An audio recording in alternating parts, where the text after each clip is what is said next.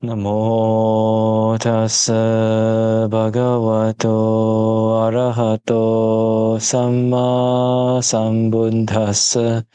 Namo tassa bhagavato arahato samma sambuddhassa. Namo tassa bhagavato arahato samma sambuddhassa.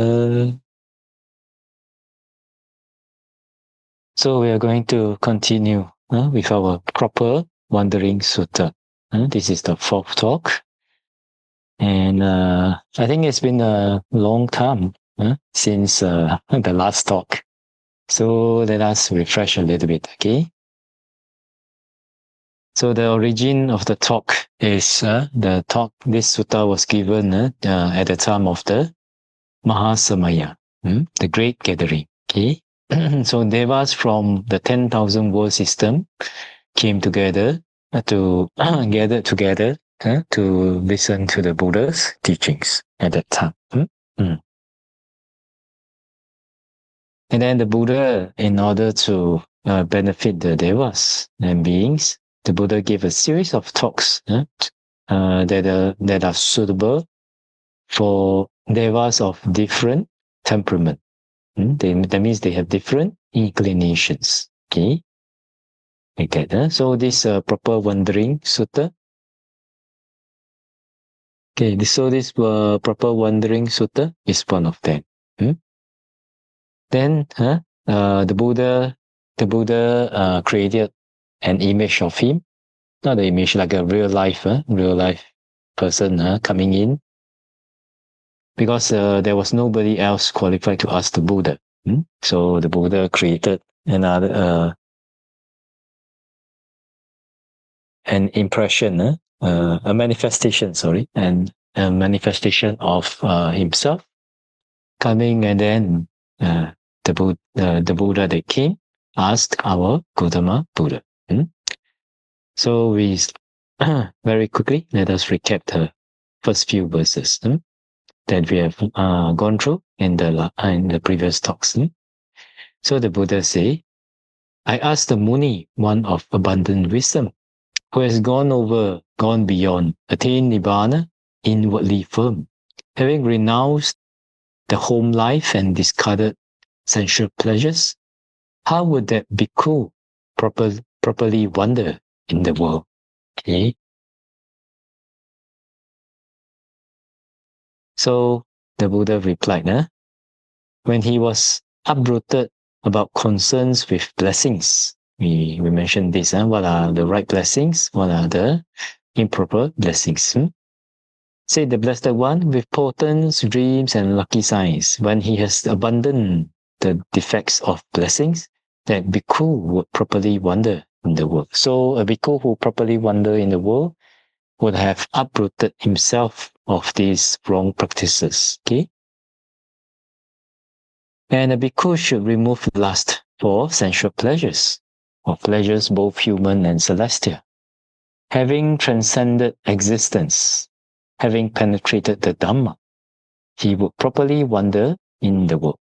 He will properly wander. So this is 1, 2, 3. I think the last time we stopped at this. So in the last talk we stopped at this. So let us see the next verse.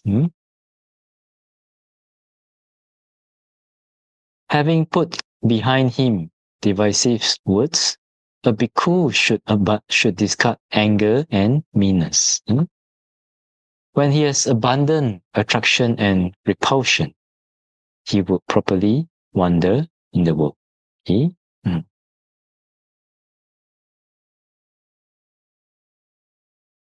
Okay, so when he has abandoned attraction and repulsion, this means he has abandoned lust or greed and hatred in regards to all objects. Okay, like that. So, having put behind him divisive word, so a bhikkhu who properly wander in the world will put behind him divisive words. That means he doesn't speak divisive words anymore. And should discard anger and meanness and abandon attraction and repulsion. So this is for the Arahant. This is for the Arahant. But coming down from Arahant level, then we can also slowly see. Let us look into this first and see, is there any, I mean, now we are not Arahants, right? But is there any level, is there any way that we can practice this? And is any way beneficial for us if we practice this at our current level? Okay. So all the way to Arahantship, when one has attained Arahant, definitely they will not speak divisive speech anymore. They will have no more anger and meanness. And then Anagami also, the third stage of enlightenment. So second stage of enlightenment, first stage of enlightenment, they may still have. Second stage will have a little bit of anger and greed, but already less already, like that. Then first stage of enlightenment, the Sotapanna, will still have greed, hatred, and delusion. Still have, but at least safe already. At least safe already. In 7 lives, definitely will attain Arahantship. So coming down like that. Coming down, one who has practiced vipassana. So if a yogi, they practice vipassana, they have strong vipassana power, strong insight knowledge, and strong mindfulness, then they will be able to refrain from this. Okay. But in the course of the practice, in the course of a day, sometimes if they do not maintain mindfulness, if they do not have enough mindfulness, then they may still fall into attraction and repulsion, like that. So that's why it's important to have a realistic expectations. Realistic expectation means, because those who practice insight knowledges, vipassana, even though they practice at a very high stage of purification, but they are not yet arahants. They are not yet anagamis. So definitely they will have attraction and repulsion. Okay. So that's why I would like to bring up this point, because some people, they go to the monastery and then they saw the monks or nuns there or the yogis there. Wow, still get angry. Wow, still very greedy. Wow, still like to eat this food, that food. Still like to have many properties. Like that. Then they start to criticize. So Bande Bangara always say, our teacher always teach us, don't go and judge others. It's he taught us according to the Buddha's teachings, actually. The Buddha also told Venerable Ananda, only a Buddha or someone with the powers equal to a Buddha can truly judge someone, right? So let us ask ourselves, are you a Buddha? No, Are you at least an Arahant? No, Yeah. At least an Anagami? No, So, there are a lot of so-called politics or human dynamics. Sometimes it's just human dynamics, not even like not so bad like politics, but human dynamics. So sometimes there's a lot of human dynamics at play in the meditation community. One may see this sometimes in some monasteries. Okay? But we should understand that it is normal, because they never say they are arahants, right? So since they never say they are arahants, then if they have fallen into fallen into some defilements, whether it's greed, whether it's attraction, or whether it's anger and repulsion. Isn't it very normal? It's not, I didn't say it's right, but it's normal, right? I mean, there's a chance that they will fall into that, right? Yeah.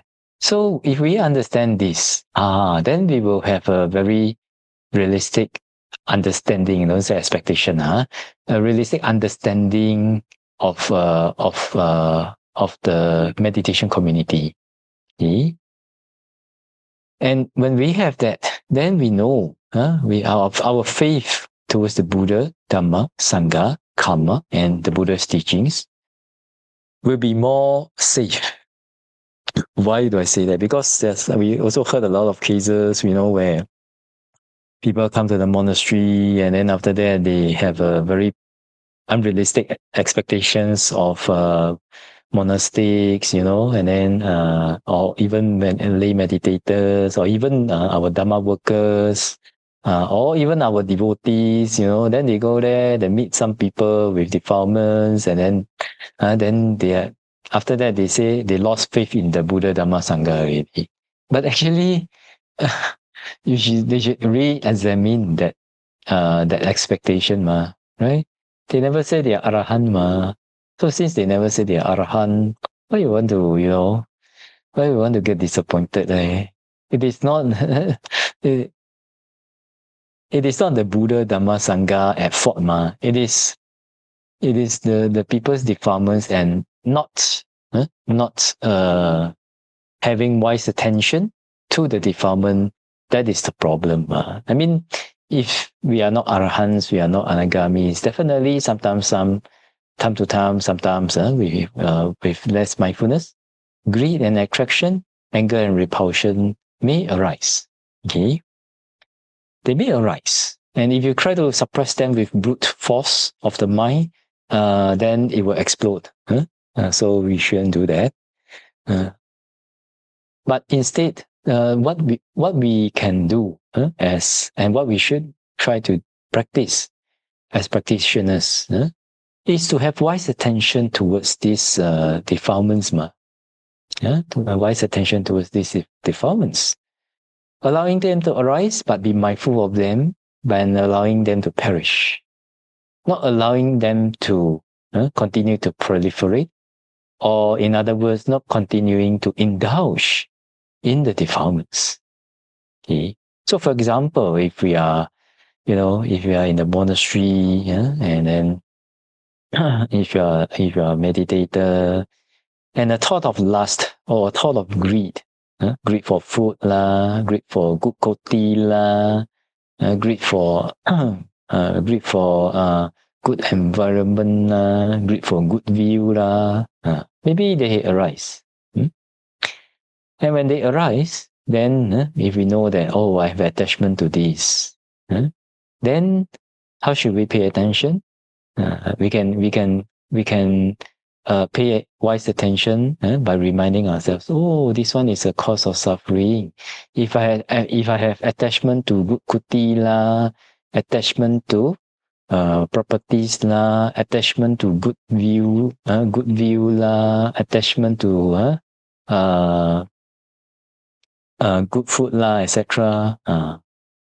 Then I will suffer. So I should train myself to let go of this attachment. So okay, you can arise, but I will not believe this thought. The thought you have arise, I will not believe you. But I allow you to arise and perish, and treat you nicely. Like that. So hi, bye, like that. Sometimes a bit of humor helps also. And with that, sometimes when we pay wise attention like that, that feeling, sometimes there's a feeling of related to that thought still continue to linger in our heart area. But if that's the case, then we just continue. If the situation is suitable, then we continue to remind ourselves, hey, don't get fooled again, Mettānanda. Last time you suffer because of this attachment. Don't fall for it again, like that. So if you can do this, then whatever kuti that you stay, whatever food that you eat, it's no longer, at least mentally, it's no longer a problem. Sometimes too hot or too cold, sometimes may affect a little bit the meditation. Sometimes good food, sometimes not enough food, sometimes too rich. The food is too rich, can also affect meditation to a certain extent. But at least the mind doesn't get angry, sad, disappointed, or blame others because of this. Because of letting go of the attachment, because of letting go of the attachment, and because of having purified the defilement, because of letting go of the attachment. Like that. So, according to the Buddha's teachings, usually good things and beings, good phenomena, pleasant phenomena, we will catch. Our mind will grasp onto it. Our mind will be attached to it. Our mind craves for it. More and more. I want more and more, like that. And for unpleasant phenomena, people, objects, etc., even opinions, and unpleasant ones, then the mind will reject, the mind will get angry, the mind will try to avoid this kind of objects or people, like that. Since young, our mind has been conditioned to be like that. But because of that, we have also suffered a lot, isn't it? If we reflect on our lives, and then when we pray for something and we do not get, then we suffer lah. Then if we do not train to have wise attention to unpleasant phenomena, then we suffer lah. Right? So this grasping and rejecting is a very crucial training in our in monastic life and also the life of a practitioner, and in anyone who really wants to be happy. Seriously, if you want to be happy, then we have to learn and gradually train to let go of attraction and repulsion, because that's where all the suffering comes from, like that. And with this also connected is the fourth verse. Is the next verse. Let us see. The next verse.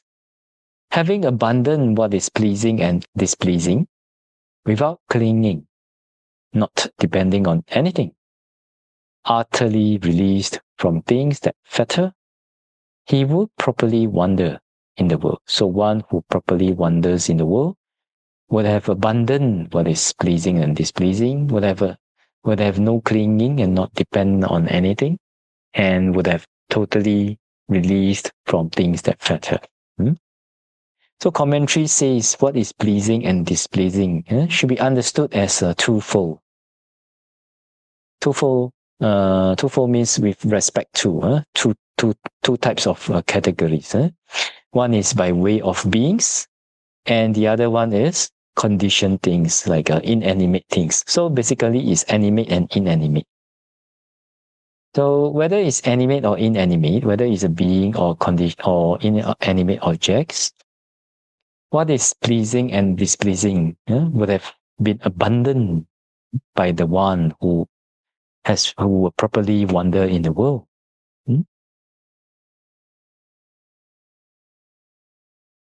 So without clinging means not grasping to, not grasping anything, not grasping to anything.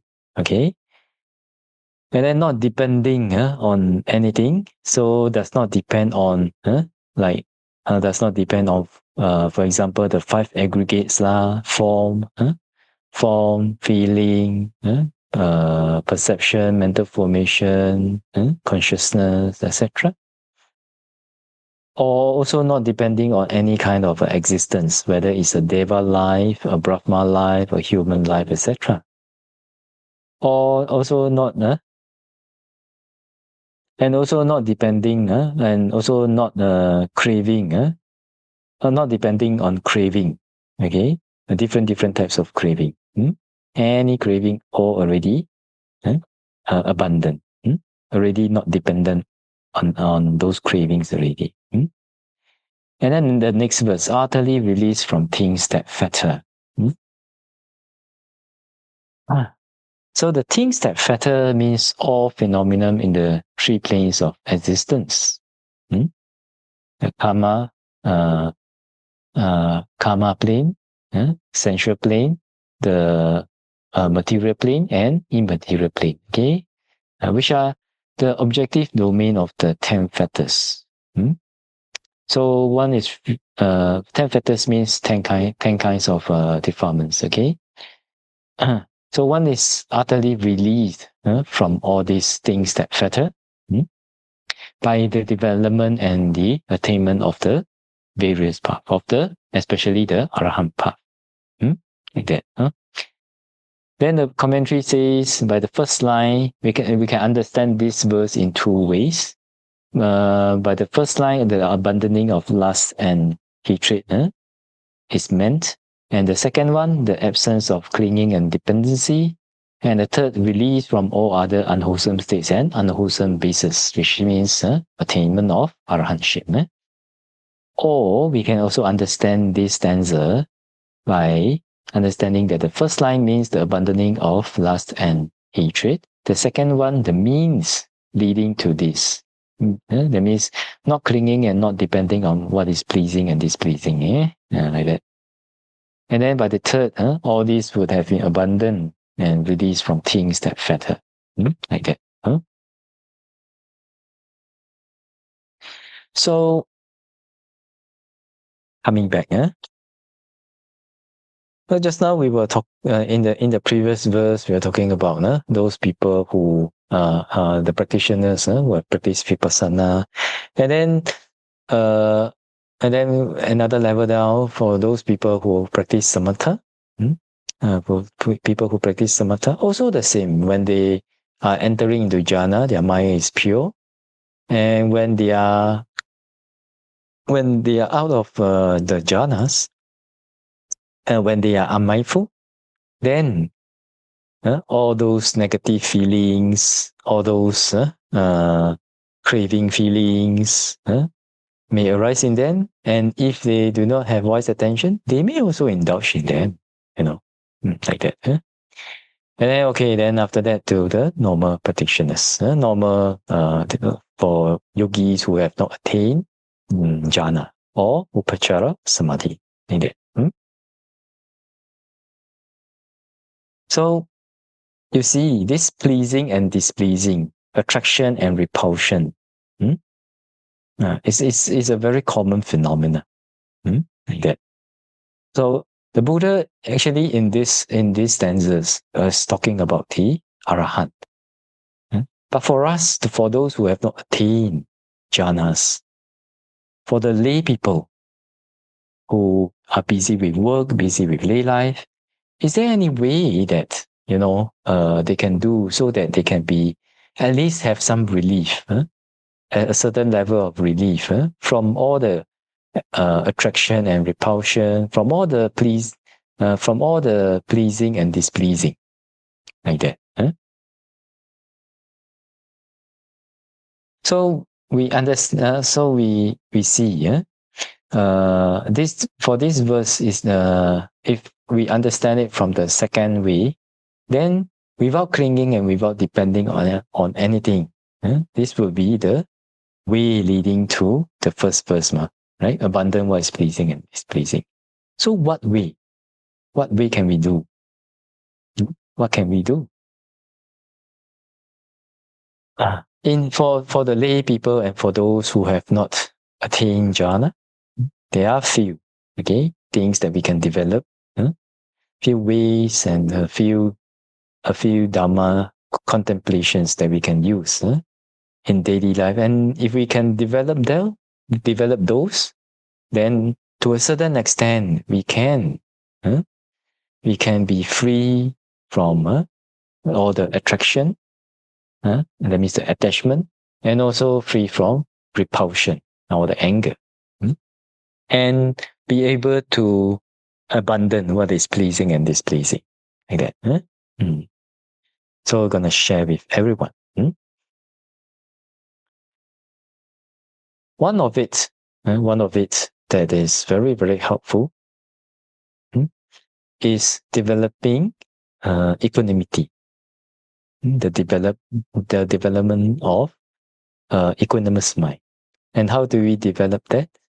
We develop that by contemplating that, oh, I am the owner of my own karma. Beings are owners of their own karma. It's all karma, like that.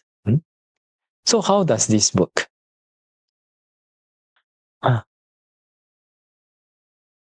Okay, let's talk about how it works first. In the Visuddhimagga, in Visuddhimagga, it says that the far enemy of upekkha is grasping and rejection. Okay, so that means if you have upekkha, then there's very little grasping, there's very little rejection, like that. So how does it work, Annie? How does it work? When we keep contemplating, for the lay people and for the yogis, if in the non-sitting times, during your day-to-day life, when you are sweeping, when you are brushing your teeth, when you're in the toilet, doing your daily business, and then for the lay people, when you are in your office, when you are eating in the kopitiam, when you're walking around in the office from one spot to another. If we always contemplate that, we all beings are owners of our own karma, whatever good experience or bad experience that I and others have, it's all result of karma. It's all because of the influence of karma. We are owners of our own karma. We are owners of our own karma, like that. So when we contemplate like that, and then because of this contemplation, the quality of equanimity will arise in us to a certain extent. Of course, not yet the fourth jhana lah, but at least to a certain extent. At least we have this spiritual quality. Okay, Then when you encounter good things, maybe in your work, for example, you have a promotion, or maybe you have a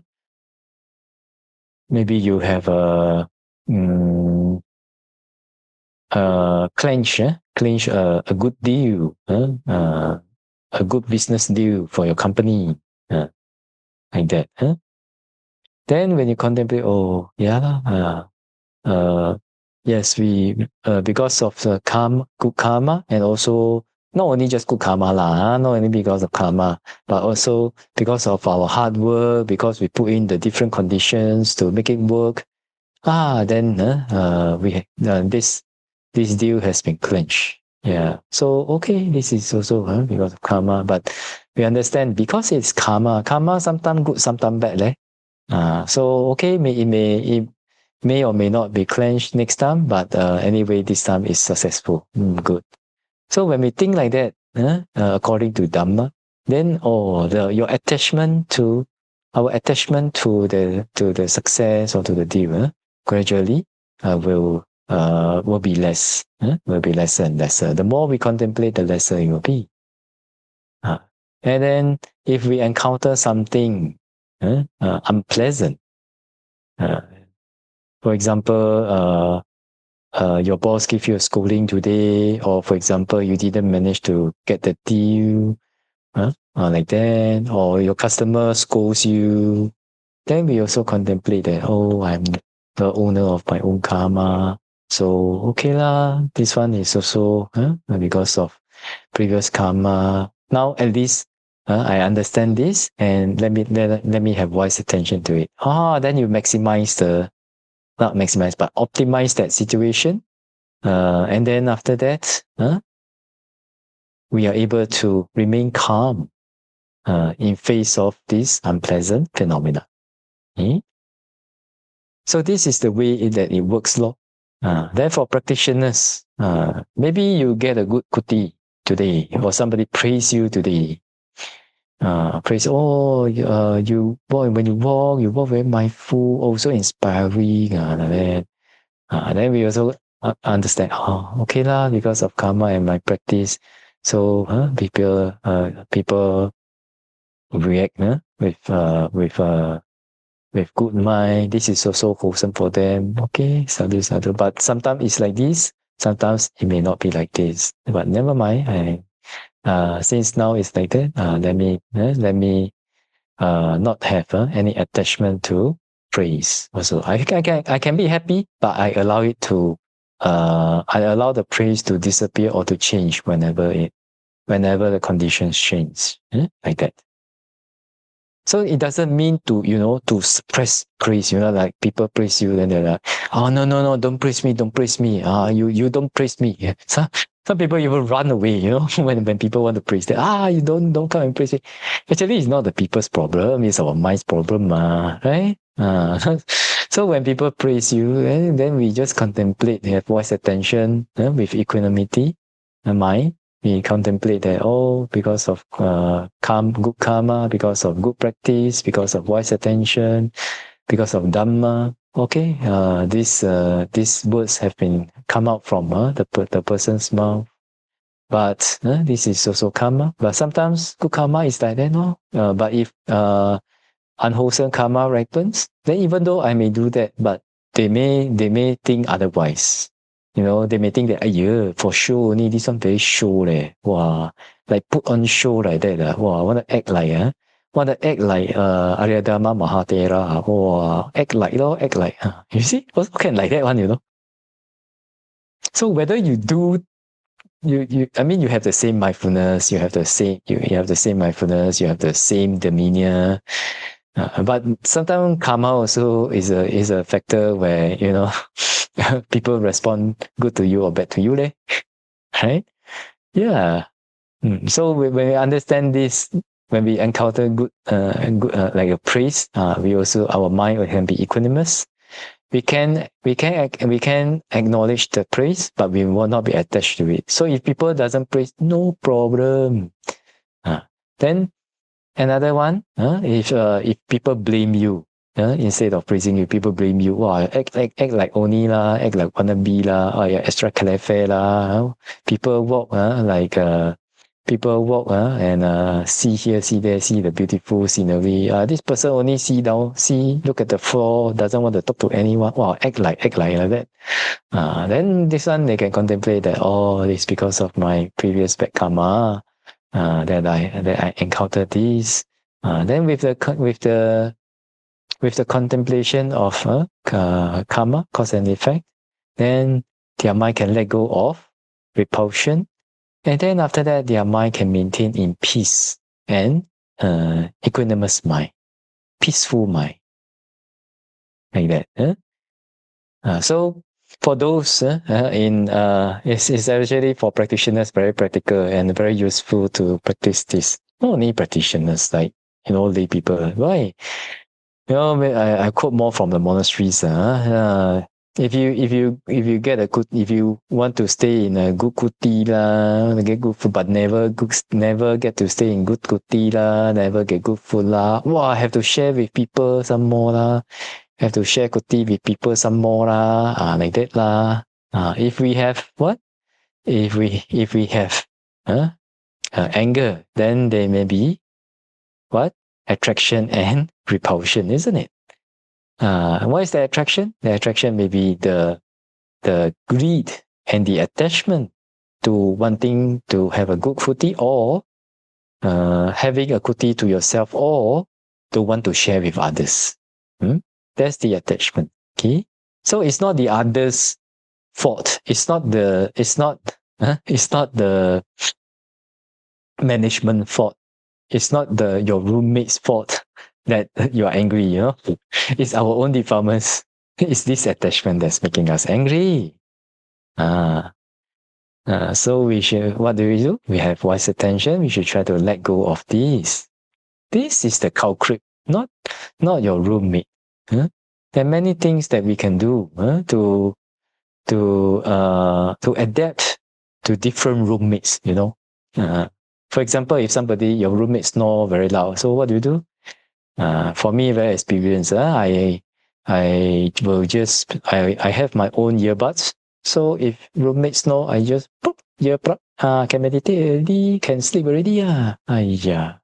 Little bit uncomfortable. Never mind lah. Just adapt to it only ma. Finish already what? Eh? But we understand. We have a karma.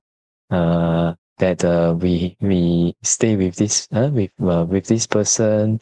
Let us make it into good karma ma, good karmic affinity ma, like that.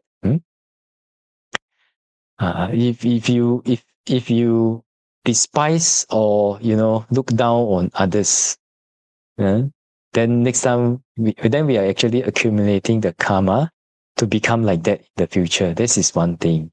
Then another thing is, if we encounter roommates like this, definitely previous life we also like that lah. Don't know which previous life lah. Maybe we have created some karma in order for us to meet with this kind of phenomena ma.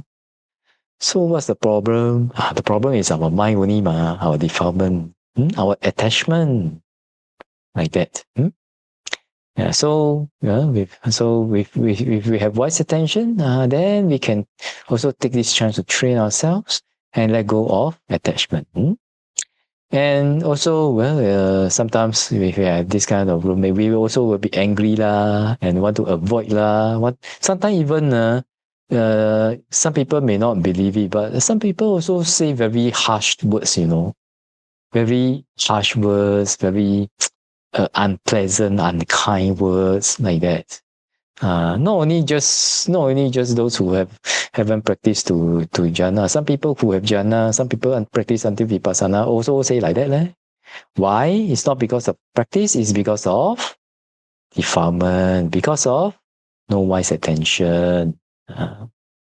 So when we understand this, we can accept, understand, and forgive, and let go, and be kind in return, isn't it? Like that, huh? So if we in the monasteries, if we do not have good kutis, do not have good food, or suitable food, if we have to share kuti, then if we contemplate like this, because of karma. But it doesn't mean that you can you just stay there and then if you are suffering already too much already until you cannot meditate, doesn't mean you cannot bring up. You can bring up, but when you bring up, make sure that our mind have no attachment first lah, have no defilement first lor. How to see whether have defilement or not? That means whether when we negotiate, when we bring up a case, when we want to bring I really cannot stand this. It's very affecting my meditation too much. Maybe my Dhamma power is not strong enough at the present moment. So I would like to request to change kuti. But when you request, you can request to the management. But when request, before requesting and during requesting, let the mind be free from attachment of the result. Saying, it means that if it doesn't work out, it's okay. Okay, if it doesn't work out, if the management, because of various considerations, they cannot allow me to change, it's okay, no problem. Like that. Yeah, I tell you, very, very 夸张 one, very, very, we encounter some very exaggerated cases one, Before coming, already call up their friends in the community and say they want to chop this kuti already, even though we don't have this policy, Then sometimes they were very strongly request to those on duty, whether it's Sangha officer or Siale officer, Siale on duty. Then sometimes if they are senior than the Siale on duty or the Sangha officer, if they are more senior, Then sometimes they use their, seniority to, well, I'm senior than you, you must give me this kuti, like that one, very demanding one, very dominating one, like that. So this kind of case, how to approve? Come on. If you approve, then everyone will use this kind of method, and this kind of way to get what they want, and then the whole monastery become very messy already. Everyone have to 搞關係, I have to have connection already, right? So Buddha say, in Buddha say, for one to be in a position of service to the sangha, one must try to be free from greed, hatred, delusion, and fear. Okay? One must be free from greed, hatred, delusion, and fear. Okay? So if senior, I am senior, you must give me this room. If not, you watch out. We also heard some cases before. When they don't get what they want, then they try to excommunicate that person. Try to excommunicate that Bante or Siali, Then after that, what they do, when they put the meditation cushions for everyone, they put for everyone except that person. Then when they dana maybe like milk tea or some kind of food, then they give to everyone except that person. I mean, come on, why like that, right? Don't do like that, ma. It's wholesome or unwholesome? Unwholesome. So that's why practice upekkha. Practice upekkha, then we can let go of grasping and also rejection, like that. So for the practitioners in the monasteries,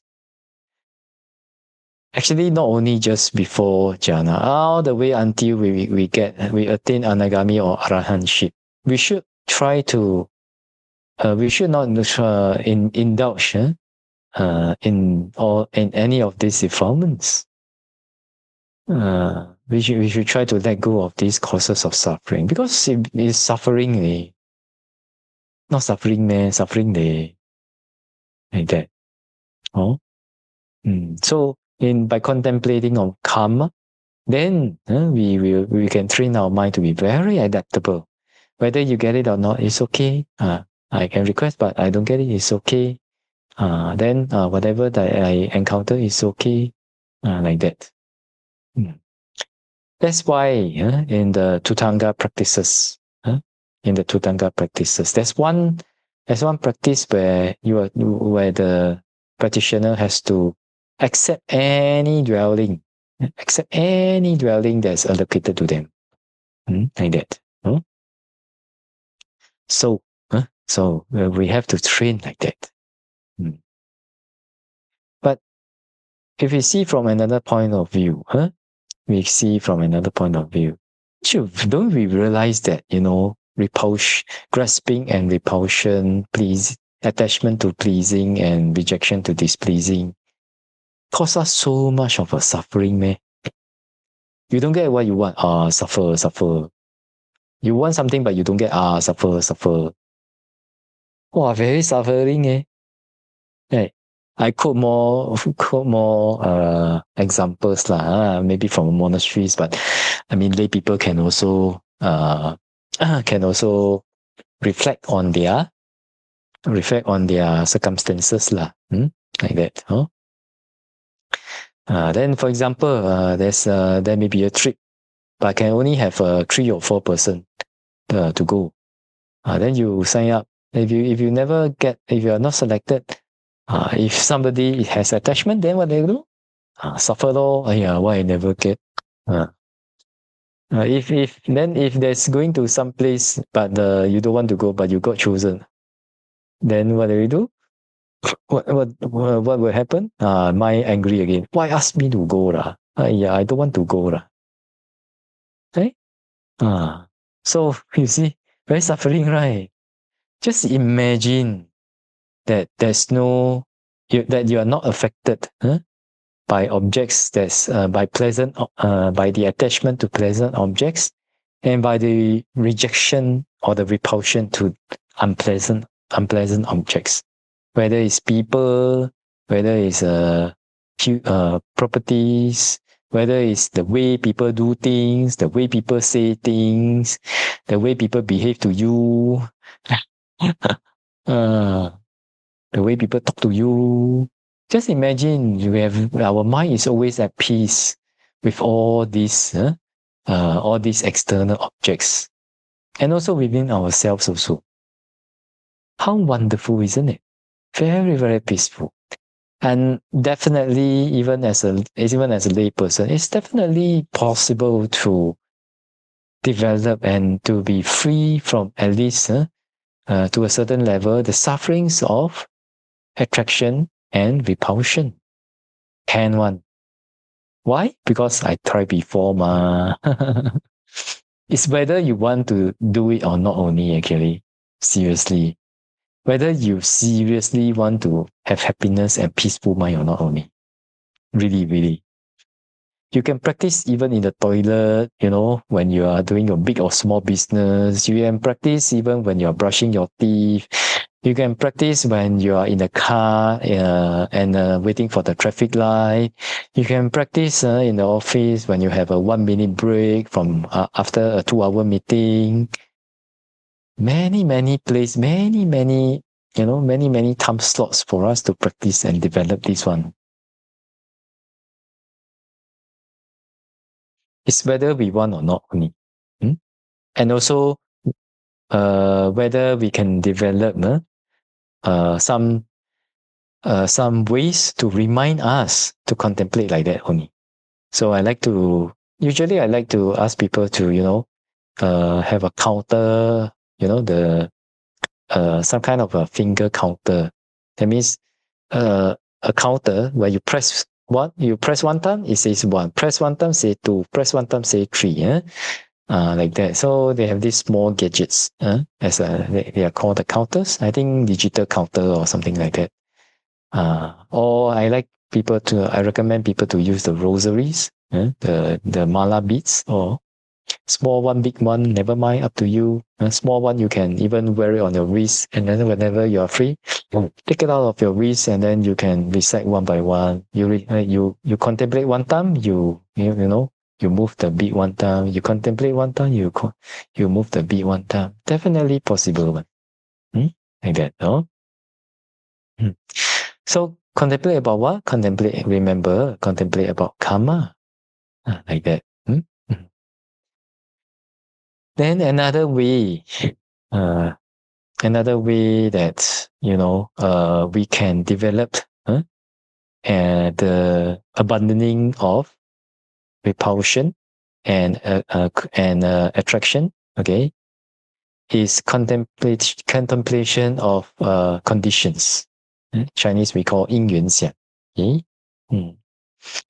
So when for this one, if we contemplate, we have to break down when you see a phenomena. For example, when you are walking past a tree, then if we have this understanding that this tree is here because of different conditions, different factors.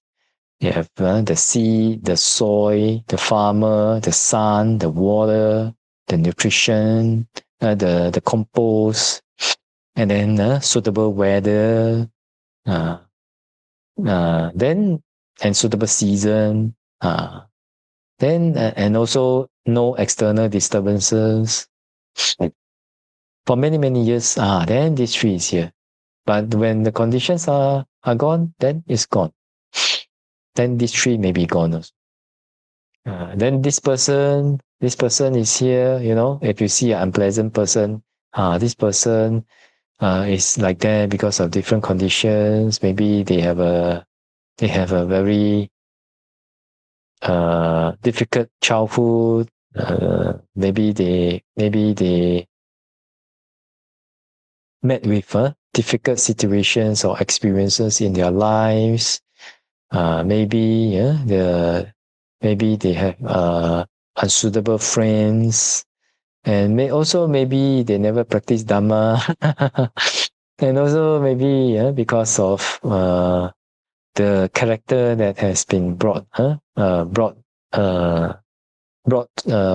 with them, that they bring with them again and again, or that they condition again and again through various past lives. Because of past few lives, they also like that. Then now they also like that. They never change. They don't have the enough power to break that cycle. So they behave like that. But when these conditions change, uh, maybe they let go of their bad friends, then or maybe they encounter something painful and then they decided to change. Then they will change lah. So when we contemplate, this phenomena is here because of the formation of conditions.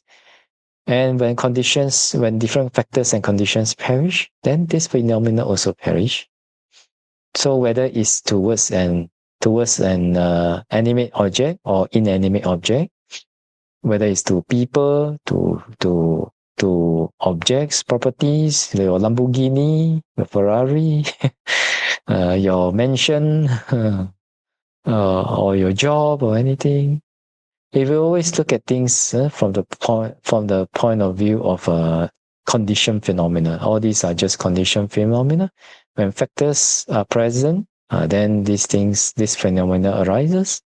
When factors disappear or perish, then this phenomena will perish. Then actually our mind can be released from so much grasping and so much rejection. Because we don't see those things as I, mine, it is mine anymore. We just see things as conditions. And this can be practiced even for those who have not practiced to jhana. No problem. Yeah. Why? Because this is the level of the wisdom of contemplation.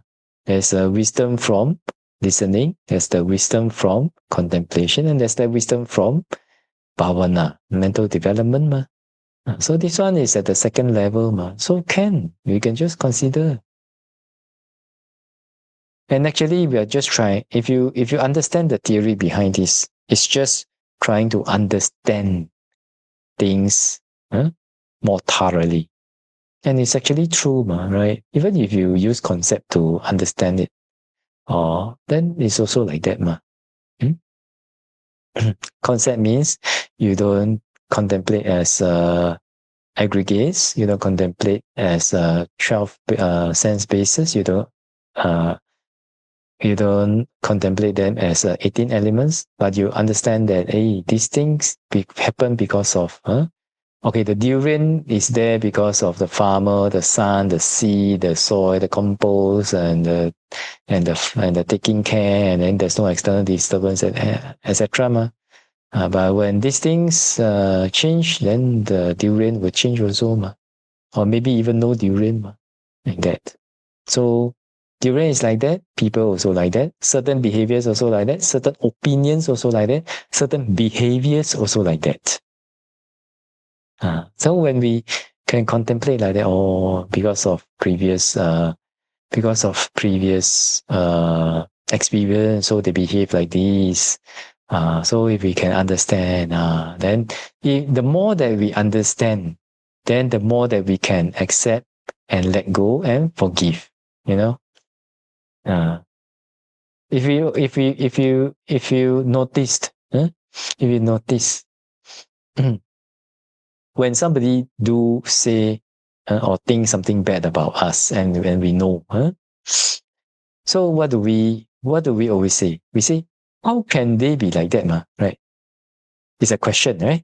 How they can be like that, How can they say like that? How can they do like that?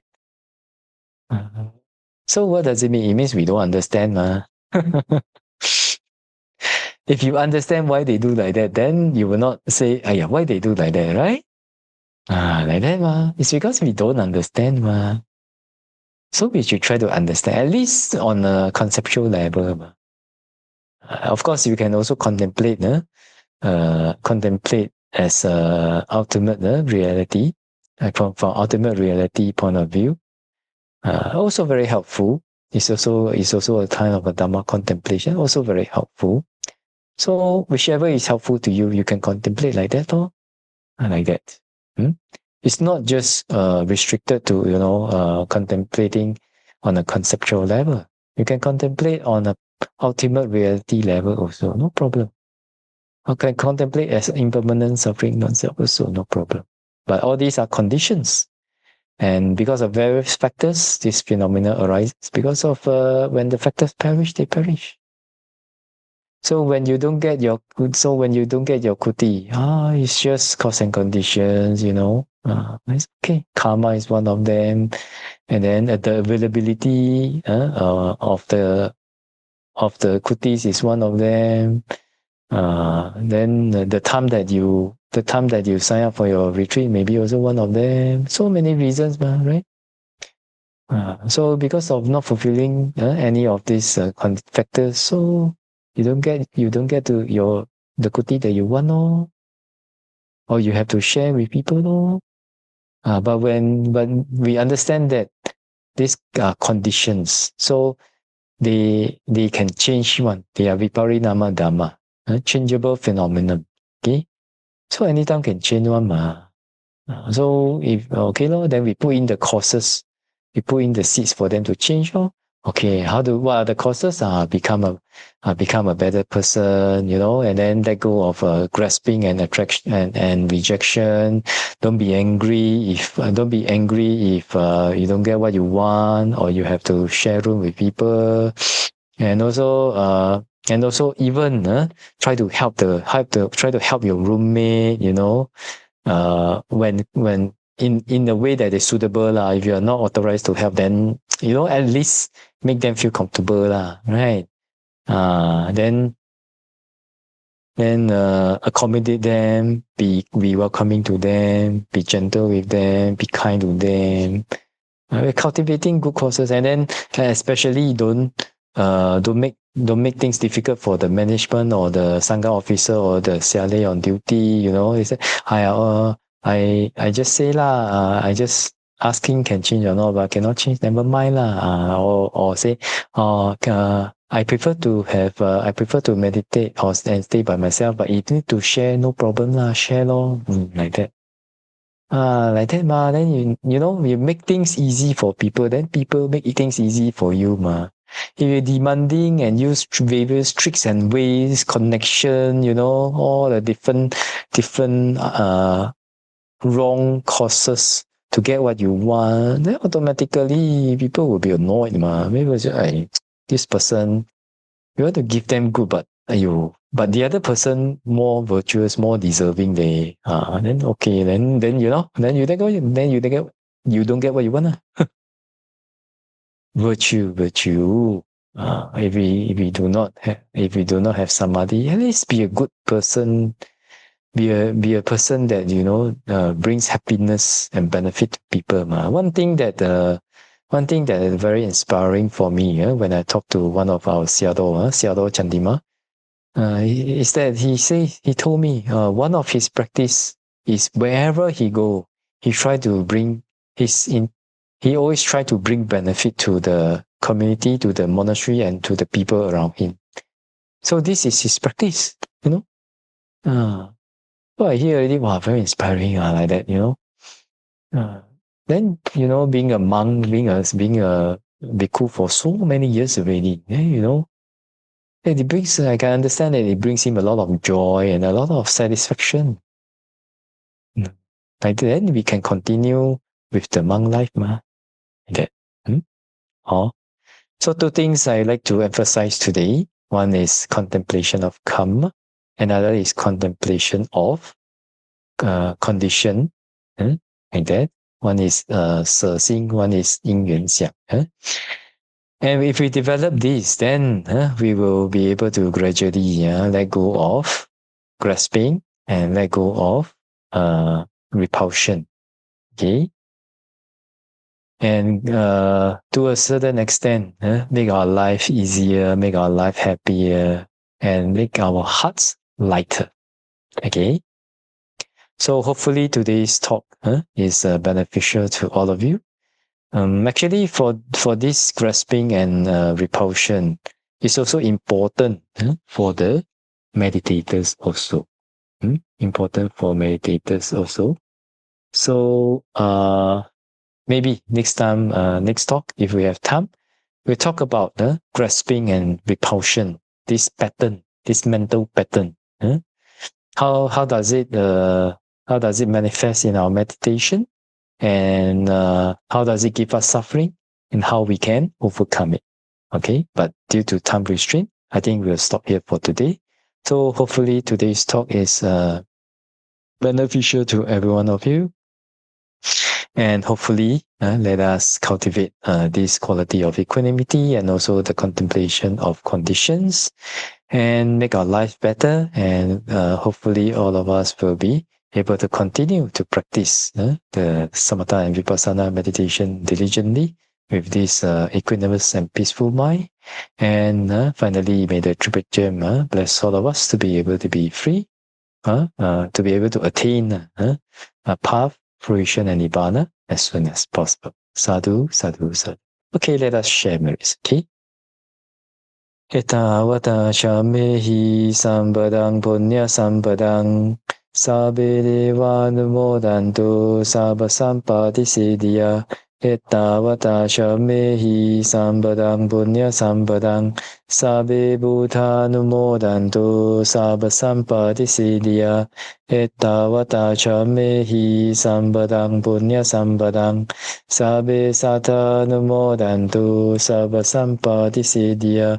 Idame nyati nam hotu sukita hontu nyatayo. Idame nyati nam hotu sukita hontu nyatayo. Idame nyati nam hotu sukita hontu nyatayo. Imina punya kamena mame bala samagamo. Satang samagamo hotu yavanimbana patiya. Idame punya ngasawakaya vahang hotu. Idame punya nibbana sapacayo hotu. Mama punya bhagan sabba satanam bhajemi. Te sabbe me samang punya bhagang labantu. Sadhu, sadhu, sadhu.